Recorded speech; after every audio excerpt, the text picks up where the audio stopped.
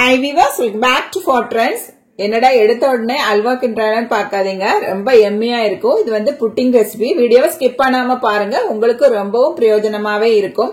வாங்க இந்த ரெசிபி எப்படி பண்றதுன்னு பார்க்கலாம்.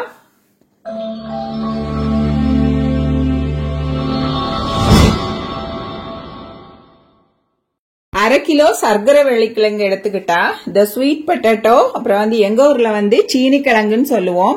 இதுல வந்துட்டு புரதம், vitamin A, vitamin C, potassium, magnesium, இரும்பு சத்து, இப்படி ஏராளமான சத்துக்கள் நிறைந்திருக்கு. இந்த ரெசிபி எப்படி பார்க்கலாம். ஒரு மிக்சி ஜார் எடுத்துக்கிட்டா, நான் வந்து சக்கரவள்ளி கிழங்க ஒரு 10 நிமிஷம் அவிச்சு எடுத்துக்கிட்டா, நீங்க வந்து ஆவியில வச்சு அவிச்சு எடுத்தாலே போதும், சீக்கிரமாவே இது குக் ஆயிரும். இது கூடவே ஒரு முறி தேங்காயில உள்ள பால் எடுத்துக்கிட்டா, 1/2 கப் வந்துச்சு.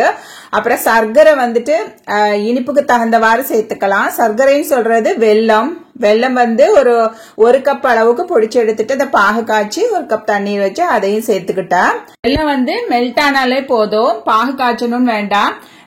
ஆற வச்சுட்டு சேர்த்துக்கணும். இப்ப வந்து கோதம்பு பொடி, கோதம்பு மாவு வந்து வீட் ஃபிளார் ஒரு 3 இருந்து 4 டேபிள் ஸ்பூன் வரைக்கும் சேர்த்துக்கலாம். நான் இன்னைக்கு 4 டேபிள் ஸ்பூன் சேர்த்துக்கிட்டா.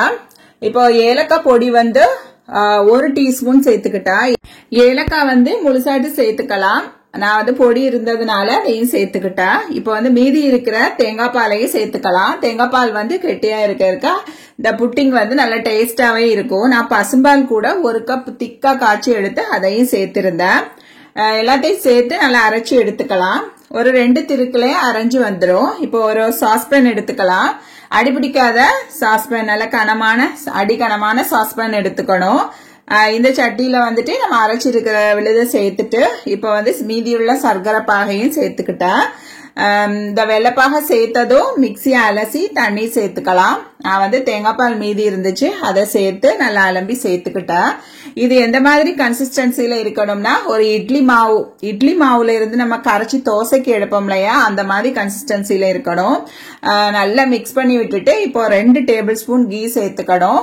நான் அந்த நெய் வந்துட்டு 2 டீஸ்பூன் அளவுக்கு சேர்த்துக்கிட்டா, ஒரு ஃபுல் டேபிள் ஸ்பூன் அளவுக்கு சேர்த்துட்டு நல்லா மிக்ஸ் பண்ணிக்கலாம். இந்த மாதிரி மிக்ஸ் பண்ணி கொடுத்ததும் நம்ம வந்து ஸ்டவ் ஆன் பண்ணிக்கலாம். நான் இன்னைக்கு இண்டக்ஷன் ஸ்டவ்ல செய்திருக்கேன். கேஸ்ல வச்சீங்கன்னா ரொம்ப ஈஸியாவே இருக்கும். இது வந்து மீடியம் ஃபிளேம்ல வச்சு ஒரு 5 இருந்து 7 நிமிஷம் வரைக்கும் மிக்ஸ் பண்ணி விட்டா திக்கா வந்துச்சு. இட்லி மாவு பதத்துக்கு வந்துடணும். ஃபர்ஸ்ட் வைக்கும்போது தோசை மாவு, ஆப்ப மாவு பதத்துக்கு இருக்கும். நம்ம கிண்டி இறக்கும்போது ஒரு 7 நிமிஷத்துல இது மாதிரி இட்லி மாவு பதத்துக்கு வரும். நம்ம ஒரு திக்கான புட்டிங் கலவை செய்வோம் இல்லையா, அது மாதிரி எடுத்துக்கணும். பிரெட் புட்டிங்லாம் மேக் பண்ணுவோம் இல்லையா, அது மாதிரி கன்சிஸ்டன்சில இருக்கணும். இப்ப வந்து எனக்கு 5 நிமிஷம் தாண்டிடுச்சு. 6 நிமிஷம் ஆனோட லைட்டா இது மாதிரி பத்த ஆரம்பிச்சிட்டுது, அடிப்பிடிக்க ஆரம்பிச்சுட்டு. நான் வெள்ளைப்பாகு சேர்த்திருக்கிறதுனால உப்பு சேர்க்கல. நீங்க சப்போஸ் சீனி சேர்க்கிறதா இருந்தா ஒரு 2 சிட்டிகை உப்பு சேர்த்துக்கணும். வெள்ளை சீனி வந்து உடம்புக்கு நல்லது இல்ல. பிரவுன் சுகர் சேர்த்துக்கிட்டாலும் ஒரு 2 சிட்டிகை அளவு உப்பு சேர்த்துக்கலாம். இது மாதிரி மிக்ஸ் பண்ணிட்டே இருக்கணும். கேஸ்னால நம்ம மீடியம் ஃபிளேம்ல வச்சுட்டு மிக்ஸ் பண்ணலாம்.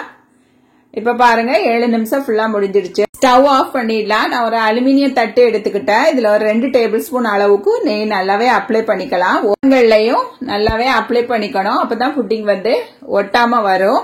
இது மாதிரி நல்லா அப்ளை பண்ணிட்டு நம்ம காய்ச்சி வச்சிருக்கோம் இல்லையா, இந்த புட்டிங் கலவையை வந்து இந்த தட்டுல சேர்த்துக்கலாம். நம்ம ஆற வைக்கணும்னு வேண்டாம். இது வந்து நம்ம எடுத்து சேர்க்கும் போவே ஆறிடும். இது மாதிரி சமப்படுத்தி விட்டுக்கலாம். சமப்படுத்தி விட்டு நான் ஒரு இட்லி சர்வத்துல ஒரு 3 கப் அளவுக்கு தண்ணீர் வச்சுட்டு ஸ்டாண்ட் வச்சிருக்கேன். அதுக்கு மேல இந்த புட்டிங் பிளேட்டை வச்சுட்டு இப்படி கவர் போட்டுக்கலாம். அந்த பிளேட்ல கூட நம்ம ஒரு அலுமினியம் ஃபாயில் வச்சு கவர் பண்ணிட்டு கூட பாயில் பண்ணி எடுக்கலாம். இது வந்து 35 மினிட்ஸ் ஆச்சு இது மாதிரி குக் ஆகிறதுக்கு. ஸ்லோ ஃபிளேம்ல வைக்கவே கூடாது. மீடியம் டு ஹை ஃபிளேம் அந்த மாதிரி வச்சு எடுத்துக்கணும். பாருங்க இது மாதிரி ஒரு 30 நிமிஷம் ஃபேன்ல வச்சு ஆற விட்டுட்டு இது மாதிரி தட்டி எடுத்துக்கிட்டா. லைட்டா சென்டர்ல ஒட்டிச்சு, இருந்தாலும் ஆறின பிறகு நல்ல பீஸ் போட வந்துச்சு. இது வந்து கொஞ்சம் சூடா இருக்கிறதுனால இந்த அளவுக்கு வந்துச்சு. செம டேஸ்டா இருந்துச்சு. மவுத் வாட்டரிங் ரெசிபின்னு சொல்லுவாங்க இல்லையா, அதுக்கு இதை வந்து 100% சொல்லலாம். அந்த மாதிரி இருந்துச்சு. சாப்பிட்டுட்டே இருக்கணும் போல இருந்துச்சு. இந்த சீனி கிழங்கு சாப்பிடாத பசங்களுக்கு இது மாதிரி மாசத்துல ஒரு தடவையாவது செய்து கொடுக்கலாம். டெலிஷியஸான ஸ்வீட் ரெசிபி உங்களுக்கு கண்டிப்பா பிடிச்சிருக்குன்னு நினைக்கிறேன். நம்ம வீடியோக்கு ஒரு லைக் போட்டுடுங்க. இதுவரைக்கும் நம்ம சேனல் சப்ஸ்கிரைப் பண்ணலைன்னா சப்ஸ்கிரைப் பண்ணிருங்க. ஃப்ரெண்ட்ஸ் அண்ட் ஃபேமிலி கூட வீடியோ ஷேர் பண்ணுங்க.